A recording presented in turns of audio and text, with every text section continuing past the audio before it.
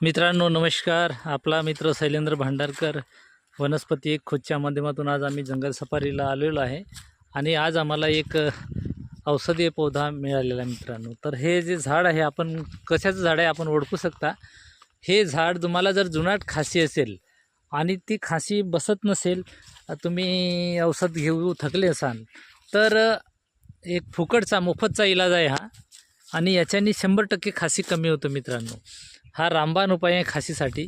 तर तुम्हाला काय करायचं आहे की ह्या झाडाचे 6 ते 7 पानं घ्यायचे आणि त्या पानामध्ये 2 लसणाच्या किऱ्या टाकायच्या आहेत आणि ते एकत्र कुटायचं आहे आणि कुटल्यानंतर त्याला रस काढायचा आणि 2 चमचे रस सहदाबरोबर तुम्हाला घ्यायचा आहे ह्या झाडाचा आणि दिवसातून 3 ते 4 वेळा तुम्ही ही प्रक्रिया करायची आहे. 4 वेळा दिवसातून रस घ्या.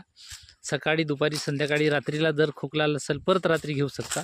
एकत्र आपण तसं न एकत्र जरी रस बनवून ठेवला आणि सहजात काढू जर घेतलं तर नक्कीच तुम्हाला जी पुराणी खासी आहेत ठसे असतील तर ह्या भाराटीच्या पानांनी, हे भाराटीचं झाड आहे आणि ह्या पानांनी तुमची खासी नक्कीच आराम होते मित्रांनो. तुम्हाला हे फक्त 6 ते 7 दिवस करणे मोफतचा इलाज आहे आणि हानीरहित इलाज आहे. ह्या औषधांनी आपल्या शरीरावरती कोणत्याही प्रकारचा साईड इफेक्ट होत नाही मित्रांनो.